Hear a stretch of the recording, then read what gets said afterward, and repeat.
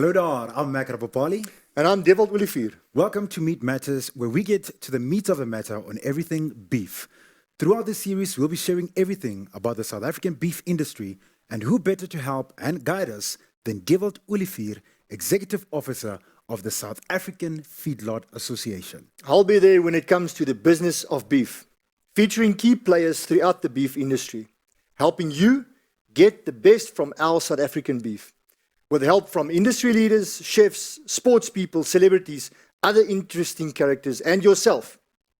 Now, Devald, please tell us about the beef industry in South Africa. Well, Mac, we produce top quality beef in South Africa for more than 100 years, and production starts with the cattle farmers. Throughout the complete value chain, up until the consumers, we've got a brilliant industry. Our industry is worth approximately 86 billion rand. And we are one of the major contributors to the economy. We boast 13 million head of cattle in South Africa. Now, if I had to ask, how is the industry regulated? It's very much regulated. What we do is we actually self-regulate. And we do it through government and through SAMIC, the South African Meat Inspection Company, who does it on behalf of government for us. Is South African beef safe? Absolutely. It's safe at all times due to our world-class standards. I can tell you, never buy from backyard butchers, buy from credible retailers, and buy only roller-marked meat. Now, let's talk about the animal welfare in general. Are the cattle in our feedlots well cared for? They most definitely are. But I think the best person to answer this is Dr. Sean Morris. He's a veterinary surgeon and the founder of Octavocine. Joining us in studio, please welcome Dr. Sean Morris.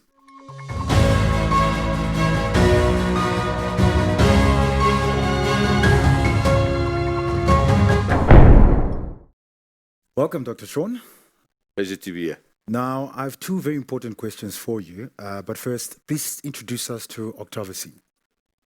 Mac, Octavocine was founded in 2009 with a colleague of mine, a non-veterinarian, who identified together with myself the need for veterinary expertise for the smaller emerging feedlot operators.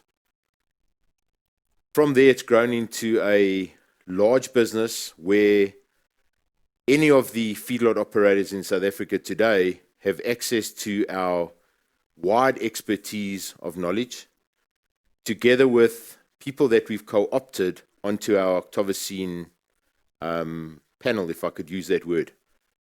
One of the concepts that we initiated about 2 or 3 years ago was what we call the Octavocine Pathology Group. And the person heading that up is a gentleman by the name of Professor Leon Przeski, who was the former head of pathology at Onderstepoort. And probably within 2-3 hours, you'll have an answer to any problem that may have arisen on your specific farm. But having said that, we need the South African commercial farmers, whether they be beef or sheep, to work closely in conjunction with their local veterinarian. That is somebody that's been well trained, are fully au fait with the rules and regulations that we need to comply with. And I think on this platform it would be amiss of me not to mention that there are people that give themselves forward as veterinarians. Okay, when the S1T hits the fan, okay, they won't be there to help you. Your local veterinarian is a partner that you need to take hands with and walk this road with. Now, if you had to tell me more in terms of, the medicine aid in the efficient production of the wholesome and nutritious beef, what more can you tell us about that whole industry or how it works? Okay, Max, so in South Africa today, we have two very clearly defined rules and regulations that govern medicine. One is what they call the Act 36 of 1947, was born just before Devald. I mean, the act was promulgated just before Devald was born. He just looks younger than he is. And I think one of the things that we need to understand is that whilst you may be able to purchase your medicine from various role players, including cooperatives, that doesn't come with any advice. Okay, that comes with maybe a cheaper price, but that price isn't going to get you the advice that you want. And I refer you back to your cooperation with your veterinarian. If you're only going to use him on a need-to-have basis, okay, you're going to get an invoice which is substantially higher than the one that you would have expected. Act 101 medication the Act was promulgated in 1965, and that is all medication that requires a script. The regulations have been strictly adhered to, and as a consulting veterinarian to many, many feedlots, when the medication is used, I am ultimately responsible for the use thereof. We have a residue monitoring program in place, which ensures that South African beef, not only for the export market, but for the local market as well, is safe, wholesome, and nutritious. No product is registered in South Africa without thorough testing, and most of the dossiers are evaluated by absolute experts in their field when it comes to what we call antibiotics, because there are various forms of antibiotics. You can get in-feed antibiotics, you can get injectable antibiotics, and no antibiotic in this country is registered without a thorough evaluation of the dossier that's submitted by whichever company that is. Now, in case you didn't know, this year one of the global respected veterinary universities, Onderstepoort, celebrates the 100th year of training the best South African vets. Now, Dr. Sean, please tell us, why is their role so important in the animal welfare industry? Mac, I'm a proud graduate of Onderstepoort. In actual fact, both my children were at Onderstepoort. My son graduated last year. My daughter hopes to graduate at the end of 2021, all being well and COVID goes away. And I think Onderstepoort is on the map for a number of reasons. We are the most eminent veterinary college on the African continent, and I think we're also one of the most eminent veterinary colleges in the world. And why do I say that? Because in many colleges around the world, your practical hands-on training is very limited due to the size and number of students in a class. And I can honestly say, through my hands, I must have had more than 500 students that have been afforded the opportunity to do practical on-the-ground training. One of the other reasons that we need to focus on as Onderstepoort and the veterinary faculty is the production or stimulation of young students to become production animal veterinarians. It all looks glorious. You don't want to be called out like last night in the middle of the night to pull out a calf. Yeah. Okay. It's freezing cold. It's miserable. Yeah. But the farmer needs your help. And when he needs your help, he needs it now. He doesn't need it tomorrow. And I think we, as Octavocene, together with the Feedlot Association, together with all the feedlots that have helped me, they've been unbelievable. We've run what we call the Feedlot School, the Onderstepoort Feedlot School, a concept that is only run by one other faculty in the world, and that's at Kansas State. And through that, we have stimulated young people's interest in production animal medicine. They have gone on to join mixed species practices. And when I talk about the students, today the demographic at Onderstepoort is 80% of the students are women and 20% are men. And many of my young female students have gone on to join mixed animal practices. And in actual fact, they have free access to us. If you get stuck, you phone us. If you need help, we'll be there to help you. And I'd like to congratulate Onderstepoort on their 100-year celebration. In fact, I was not even an Onderstepoort graduate. I did my postgraduate training through Onderstepoort while working at Medunza.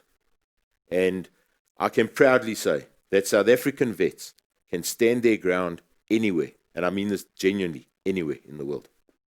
Thank you for making time. And, hopefully you are very enlightened by all that information. Best wishes to you and the team at Octavocene. And thank you for what you do for the South African beef industry. Thank you. And thank you for having me on your show. Yeah, and from my side, Sean, I'd like to thank you and Octavocene for what you've been doing for the feedlot industry and the Feedlot Association. I'm very proud, and Selfast proud, and our members are all proud to be associated with you. He's very modest. I mean, Octavocene and Sean is the leading feedlot specialist in South Africa. So when there's a problem, it's almost like Ghostbusters. Who do you call? Yeah. You call Sean Morris. Octavocene. Oh, I thought you were going to say that. Oh, that is fine. Thank you, Sean. Well, hopefully in a couple of years, you'll be able to call Junior. Junior. And you can, yeah, sure. Thanks a lot, Sean. Thanks, Sean. It's an absolute pleasure.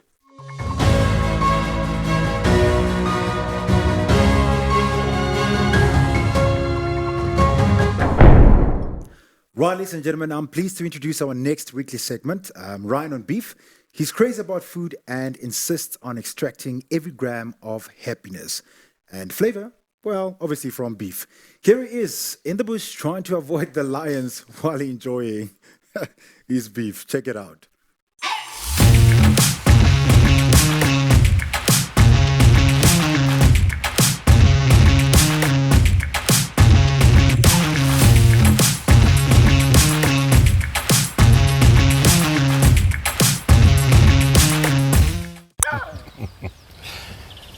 Oh, it's good to be back out in the bush. I'm thinking about it on a cool afternoon, having just got back from an amazing game drive. And there's only one thing to nourish the soul.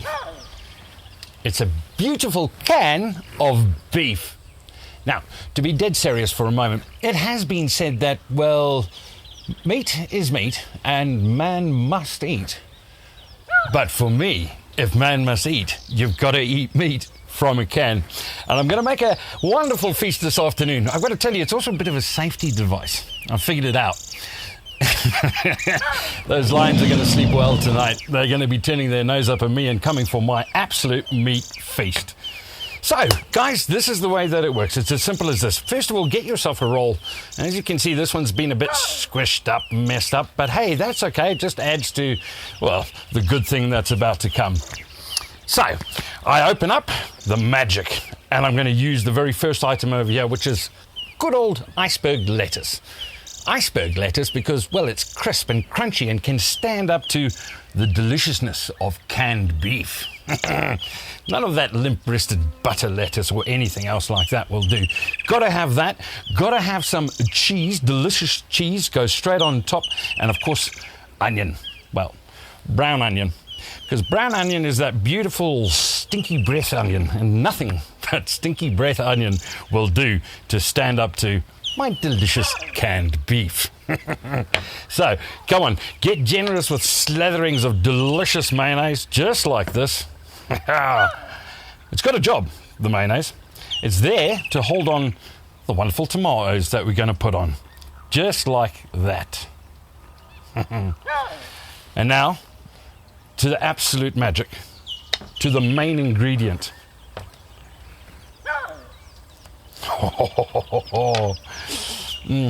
Could eat it just like this, but I'm not. I'm going to be a very good person this time and put it directly on my roll, just like that, and put it together. And folks, there you have it. Absolute pleasure in my hands. And when you think about it, in a world where everybody is so obsessed with eating from nose to tail, I can guarantee you, you've got the nose, you've got the tail, and everything in between in its glorious, mechanically deboned brilliance. Ryan on beef. Thanks for joining us, and see you in the next episode.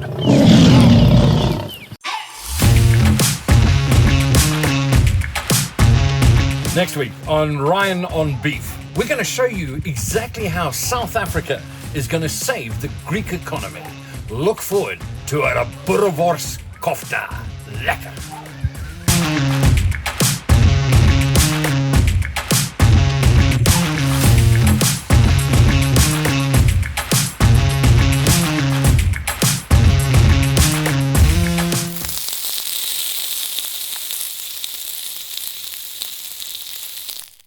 And guess who's in studio joining us live today? Mr. Ryan Reed, welcome to Meat Matters. You look like you're enjoying yourself there, buddy. Oh, man, enjoying myself thoroughly. Out in the bush, best place to be. The lions were all there, and, well, I had my beef with me, so of course I'm happy. Now, did you manage to see the lion or you just heard the lion? No kidding, heard and saw. Oh, wow. Devil, he's spoiled. He's spoiled. Yeah, he's And spoiled. taunting us here. Yeah. Loving it. Ryan, tell us, what do you like the most about winter beef cooking? Low and slow, Devil. It goes low and slow. I'm going to give you a quick recipe, and you've got to try this, because this is how you extract the most delicious version of South African beef, and really easy. So, there are 3 steps. Step number 1, finish your breakfast. When you've done that, get yourself a pot with some beef bone on. Make it bone on, because bone has more flavor at the end of the day. Half fill your pot with the beef itself. Add an onion, a carrot, and a stalk of celery. chop it up and put it in. What you need is something to bring it all together, all those nice beef juices and flavors.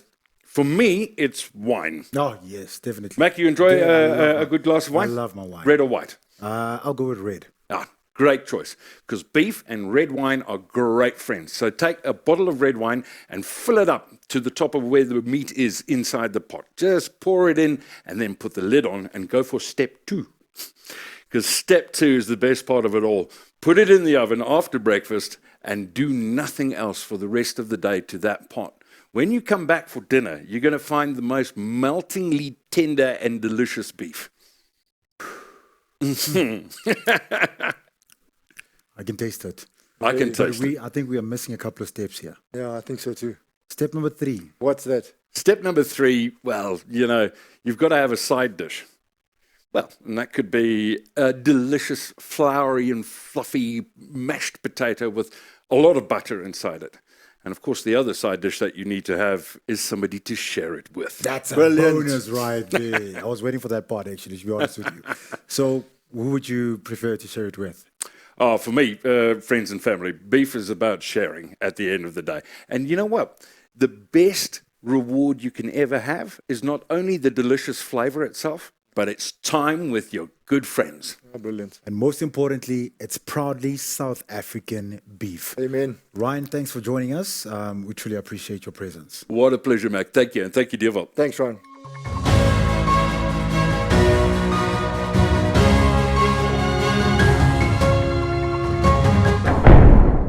Now, ladies and gentlemen, please welcome one of South Africa's great comedians, an insatiable food lover, and one of our biggest fans of beef.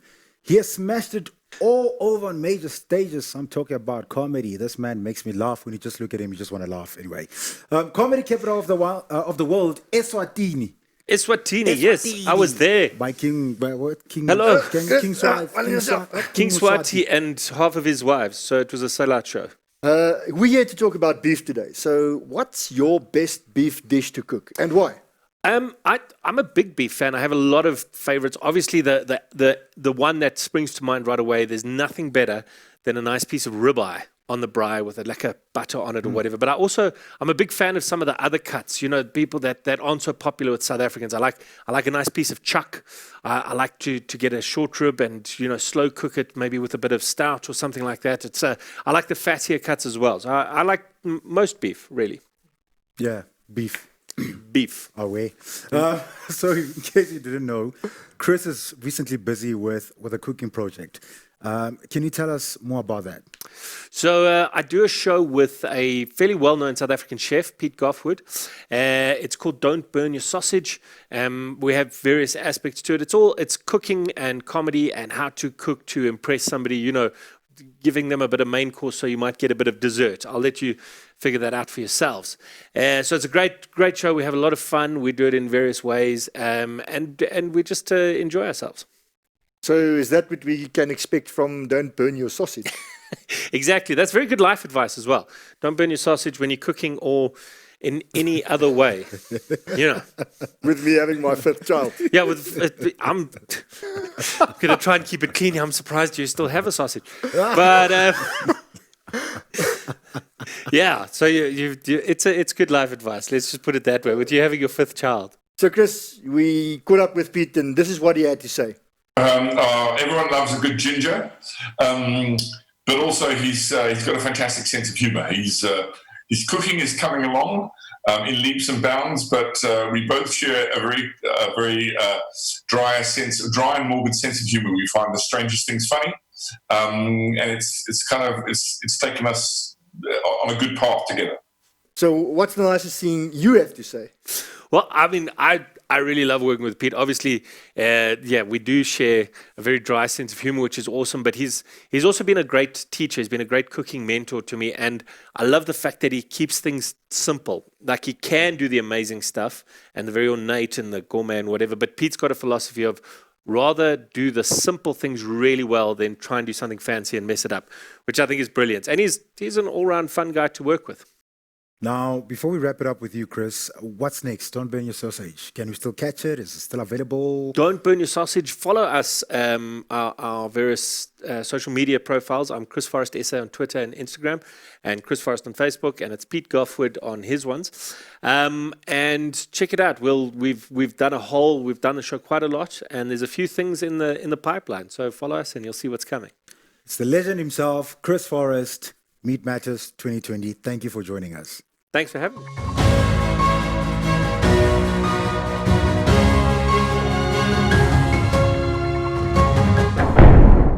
We recently caught up with the 2 times EFC World Champion and the first South African to win in the UFC. Please welcome Gareth McClellan.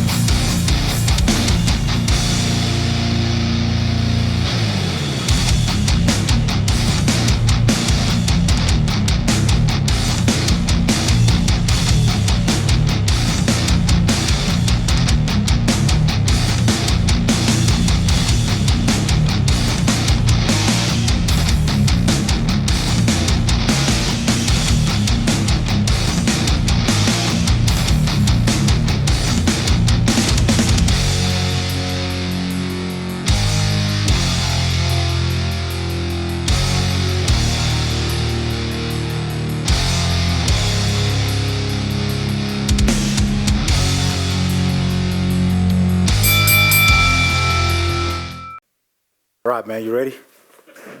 Bring it on. Bring it on, man. Are you really going to sit there? God damn it, man. Put on your jacket, Mac. Put on your jacket. Is he really going to sit there? No, I would. Are you really going to sit there? Yeah. Put back on your jacket. Yeah, man. I thought, is there anyone that you're afraid of? Let me ask you that question while we're at it. Is there really anyone you're afraid of? Yeah, well, look, my best mate Ross would think that it was him. He tells me on a daily occasion. But scariest person in my life is definitely my wife. Your wife? Yeah. Seriously? I thought you were going to be afraid of me since I took off my jacket. Oh, well, Mac, you know, we all like to aim high in life, but for you, that's probably not one that's special. Oh, I guess it's what it is. Right, let's get into the details about you. Now, as a high-performance athlete, how much beef and protein do you consume or do you take right through your diet?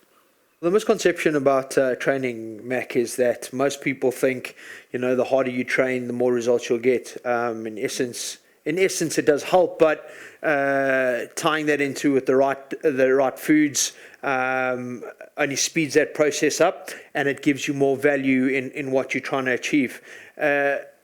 Food is so essential to us just on a daily basis in terms of energy and composing the mind, hormone levels.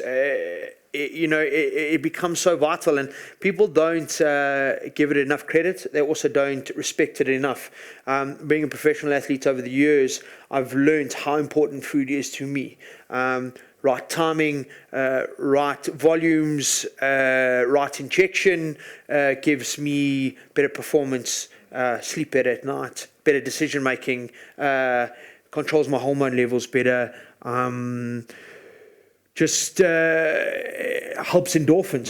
Certain foods will promote endorphins through your body that gives you right energy, a good feeling about yourself. So we underestimate the value of food, and people should really be more concerned about the food intake than actually the kind of training that they're doing.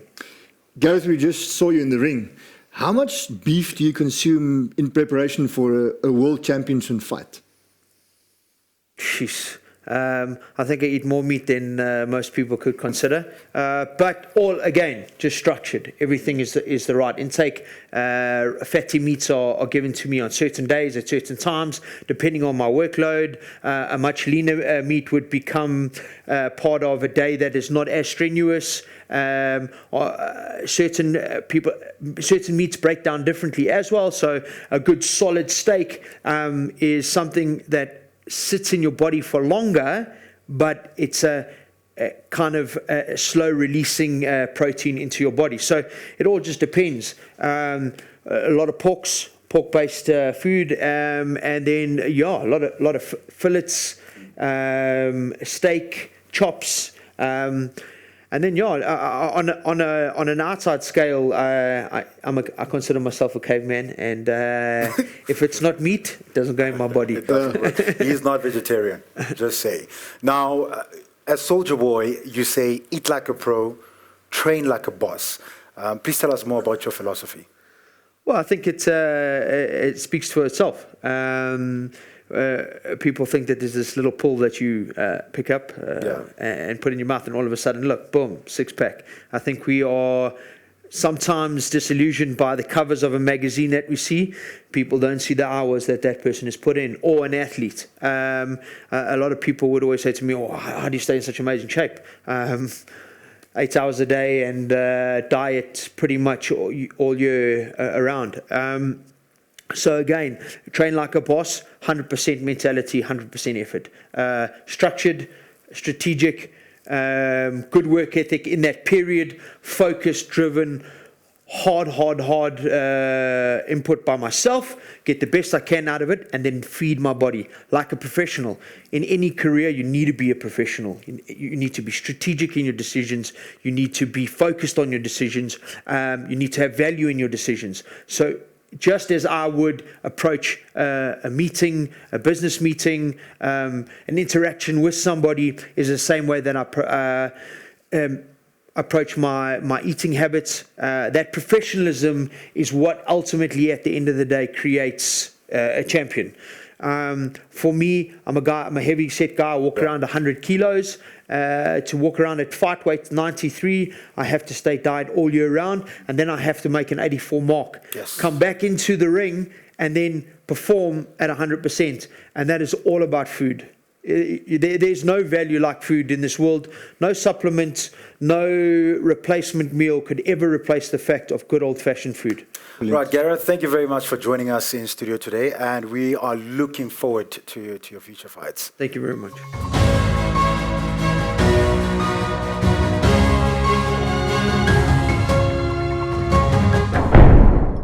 As Soldier Boy would say, eat like a pro, train like a boss. I'm Makra Papali. Thank you for joining us on Meat Matters. See you on the next episode for more on the best of beef. Be healthy, be safe, and keep enjoying South African beef. Thank you, and see you soon.